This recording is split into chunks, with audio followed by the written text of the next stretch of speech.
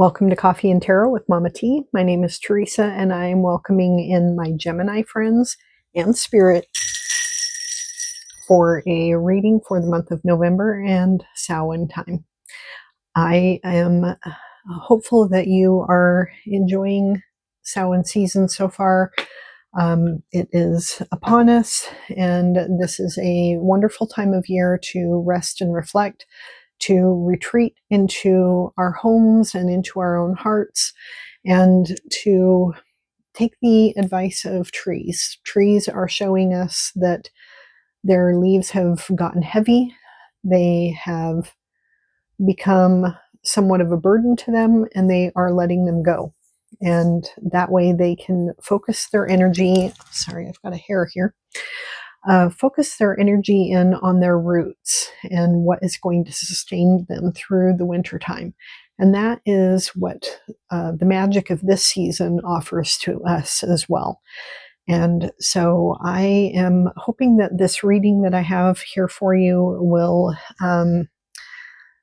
help you in that endeavor, and that it will give you a sense of solace and respite in this crazy world. If you are a member of if you're already a subscriber of my community, I really appreciate you. Thank you so much for being here. And if you are not currently subscribed and you do like this kind of content, then I invite you to hit that subscribe button. I am trying to attract my people to my channel and grow my channel. And once I get to my first 100 subscribers, I'm going to celebrate by giving a free reading to one of my viewers and one of my subscribers. I will just need to know that you're here by you commenting on one of the videos or making sure that your subscriber list is public so that it shows up in my list of subscribers. If you like this video at the end, it will help me out so much if you would give it a thumbs up, and also leave a comment. Those things do help the algorithm and help push this video out to the people who are part of my community. They just don't know it yet. So I appreciate any help that you can provide there. We are going to get into the reading now. I have selected our decks. I have cleansed them, prayed over them, shuffled them, and then I used my pendulum to verify with Spirit that I have the right cuts on each of these decks before proceeding. And I have an affirmative answer of yes. And so we will go ahead and dig into the cards right now. I'm going to put the camera overhead so you can see, and then we'll go from there. All right, here we go. These are the decks that we'll be using for your reading. We are going to be starting with the Celtic Cross using the Dreamkeepers Tarot. This is what the book looks like, and this is the box. This is a pretty fascinating deck, very surreal. And then we will be using the Dream Song Oracle for one of the oracles. Then also the Dream deck. So we've got a theme of dreams going on here. Then we have the Spiritual Meaning of Birds and the Wild Woman Oracle. So let's go ahead and move these oracles off to the side while we do the Celtic Cross.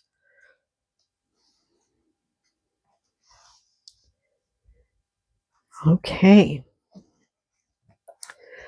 So our foundational, at the heart of the reading card, is the Queen of Pentacles. The Queen of Pentacles is the ultimate Earth Mother. She's always depicted as being in the midst of a verdant green garden, signifying her, a little fly here, signifying her her fertility and abundance. She's amassed her wealth over the course of time. She's shown here with these bunny rabbits down here to indicate her fertility. And her, the abundance, the idea of abundance. And same with all of these green plants. She's always shown with a lot of greenery around her to signify that that fertility and effulgent, you know, uh, prosperity, basically. She's got her queen, her pentacle right here in her crown. She is surrounded by her pets and her plants and her people, and she loves life. She is very, very happy. She's super content. She's the most solid and stable of the queens, and she's generous and kind. So it's a great energy to start our reading off with. Then the energy crossing her, this will either magnify this energy or hinder it, and that is the Ace of Swords. The Ace of Swords is a new opportunity coming in the ideas category. Basically, the suit of swords represents the suit of air, which is you, Gemini, and it represents a new opportunity in that realm, in the realm of communication, of words or thoughts or ideas. So this is a new idea coming into you, and this will definitely feed into this prosperity, I'm sure. The energy that you're most recently coming from is the Sun. The Sun card is a time of abundance, wealth, and everything being magnified around you. Whatever you were enjoying in your most recent past, the Sun was illuminating it and bringing things into the light, making it expand and grow, and and just showcasing it. So it's one of the best cards, probably the best card in the tarot. It really is the most hopeful and victorious and wonderful card. So it's a great energy to be walking into this month with. The energy you're walking into is the Ten of Cups. The Ten of Cups is also a wonderful card. This is a card of bliss, basically. It's family love, it's family togetherness, it's it's like mom, dad, and the kids all surrounded together and looking forward to all of their dreams becoming reality. And the most conscious desire that you have, this is a conscious desire, it's your goal or your destiny. That card is the World. And the World card is basically, it's a card of having come to the end of a cycle and being about to emerge from that end into a new beginning. And the card that is at this is your subconscious desire or something that you don't see coming. And that is the Devil. The Devil card is, there's a couple of different ways of looking at it. This can be an indicator of some toxic behavior, toxic personalities, obsession, addiction, things that are kind of getting out of control, or sliding or slipping from your grasp and becoming a problem. Or it can be, if you are really driven and have a singular goal, this can be like the engine driving the car. This can be your the force that you use in order to bring that singular idea to fruition. Your energy this month is the Four of Pentacles. So the Four of Pentacles is, you have this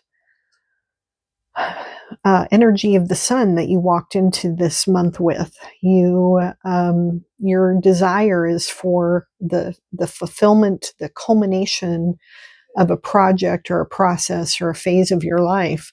You are walking into this happy family togetherness. You've got these new ideas. You've got this earthly abundance here, and you want to hold on to all of it. You are not necessarily in a growth pattern right now.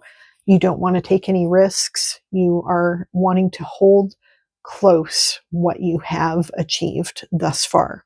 This is a common theme this month, I think, with the idea of the government shutdown, moving into Samhain and winter, and a period of time where people are, we have this ancestral desire to store up things for the winter. And even if we don't necessarily need to do it, it's still a deeply held with ideal within us. And so we're wanting, as a collective, we're wanting to kind of hold on to that which we have. The energy surrounding you is the High Priestess. So you'll find that people around you are very intuitive this month. There'll be like this almost otherworldly sense of people having deep intuition and knowing. Communication will be almost telepathic. There will be people will in your immediate sphere. You will just notice that they seem to be very, very in tune with their spirituality, their emotions, and their own intuition and gut feelings. The energy that represents your hopes and fears for the month is the Six of Pentacles. The Six of Pentacles it's the card of reciprocity. This is where when you have abundance, you are willing to share. You want to give to others and help them out. And if you need help, then you trust that the help will be around you. The hope is that, you're a generous person, like the Queen of Pentacles here. You're generous in giving, and you have abundance, and you want to share, but you also fear that that reciprocity is not returning to you. The final outcome for the month is the Emperor. The Emperor is all about law and order. He's the culmination of all the kings. He has all of the keys to the kingdoms of all of the kings. He is in charge of all of those realms. He's the Big Mac Daddy, and he represents basically law and order. He's just, he's fair. He's not overly emotional. He doesn't get emotional. He doesn't lose control over any of the realms over which he has dominion. He knows he's a king and an emperor, and he acts accordingly. So with that, I would think that, you will, as you go through this month, you will know who you are, and you will play the part. Because when you are manifesting something, you've got this new opportunity. One of the best ways to achieve this is to look and act the part. If you want something, they say if you want a job, to dress like the job that you want. If you want to manifest something, then clear your space and make room for it to arrive. Live and act as if it's already here. And that's the way you're going to conduct yourself this month, is you know what you want, and you're going to act accordingly and attract it to you.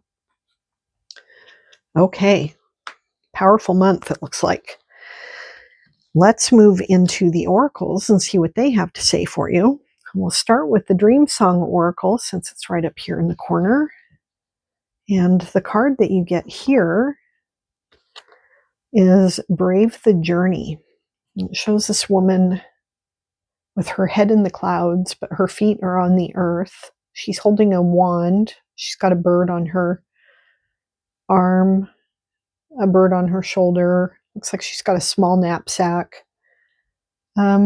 She looks like a little weary, maybe. She looks like she's tired and exhausted, but she's got the moon above her head. There's some stars in the sky. Let's see what the book has to say. Looks like she's on a journey. She knows where she's going.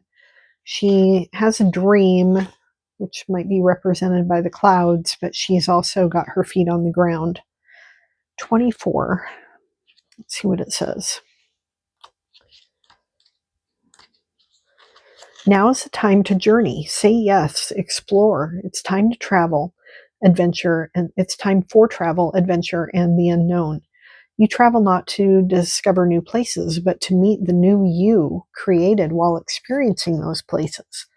If it's not an outward journey beckoning, turn inward and explore the stunning vistas, lost horizons, and secret forests of the psyche. Living in the mind alone is akin to owning a castle, but restricting yourself to the broom closet. Don't settle for what others have told you of adventure. Pursue your own right now. There is only one way to unfold your own myth, and that is to be willing to brave the unknown. Well, that is very much a Gemini type card. I love that. Yeah. How exciting. And,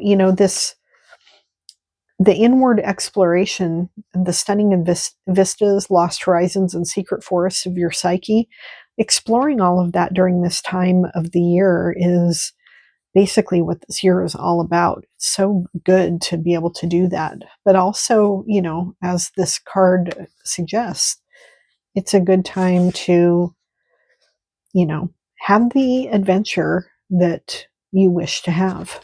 Chase these goals that you desire for yourself. Okay, now we'll do the Dream Deck card, and we get Call Your Ally. Loyal, powerful, capable, and guide. So this is about calling in your allies, calling in your support, calling in your tribe. These are the people that you know you're going to need as you brave your journey. You need to have your people beside you and to share in these dreams that you have. And so call in those allies, and also calling in spirit as well, and making sure that you have the support and guidance of spirit as you adventure. The next card we have is, let's start with this. Let's go ahead and go around. Well, I like to kind of go in a circle. Let's go this way. Spiritual meaning of birds. The card that we get is the finch. The card meaning is activity, vitality, and energy. Okay, let's see what that has to say. The finch. Okay. Finches fly in a bouncy way, alternating sequences of wing flaps and gliding. A finch is a reminder to examine your level of activity. Have you been trying to juggle so much that you're wearing yourself out, becoming frazzled and harried? Perhaps you're mismanaging your energy, putting too much into areas of your life that aren't nourishing you in return. That Six of Pentacles here, that reciprocity piece. Remember to balance activity with rest, and that includes mental rest as well. Just because you don't physically run around to get stuff done doesn't mean you're not wearing yourself out by running overtime in a mental exercise wheel. So that is great advice there. And then let's conclude with the Wild Woman Oracle. And the card we get here is Lilith, the first feminist. Okay, so the story on Lilith is that she was originally supposed to be Adam's wife in the Garden of Eden, and they were both made from earth. And Adam wanted her to be below him. He didn't want her to be his equal. And she said, well, sorry, dude, we're both made from earth, so we are equals. And he went crying to the father about it. And, the woman thou gavest me, blah, blah, blah, like he always does. And she, was told basically, you're going to take a second seat. And she said, the hell I am. And she said no, and she took off in a puff of dust. So she, in a like a breath of wind, she was gone. She was not going to do that. She was not subjugating herself to anybody. She wasn't limiting her freedom or her autonomy. And the key word here is autonomy. She was the original feminist, as this card says. Let's see what else I'm forgetting here. Lilith. She reminds you that regardless of how much you may love or care for another, it's never okay to sacrifice your personal freedom for them. If someone genuinely loves and cares for you, they would never ask you to do that, whether overtly or covertly. Respect and equality are the baseline of any healthy relationship. And if those qualities are not present, then Lilith urges you to free yourself from this dynamic, even if that means being demonized for it. So the name stems from the Sumerian word meaning wind spirit. She flew away from the Garden of Eden. So she initiated the first divorce. So there you go. Autonomy is what it's all about, and making sure that you have your own freedom to explore these many opportunities that you have here. And if you are going to be aligning with your people, calling in your allies and sharing your wealth with family members and all of that, then making sure that they are not subjugating you or putting you a step lower than them, that they are treating you with equity. So there we go. That is your reading for the month of November. I hope that you liked it. If you did, please don't forget that thumbs up on your way out. And thank you again for joining. And I hope you have a wonderful Samhain season and a beautiful November. And I will see you in my next video. Bye now.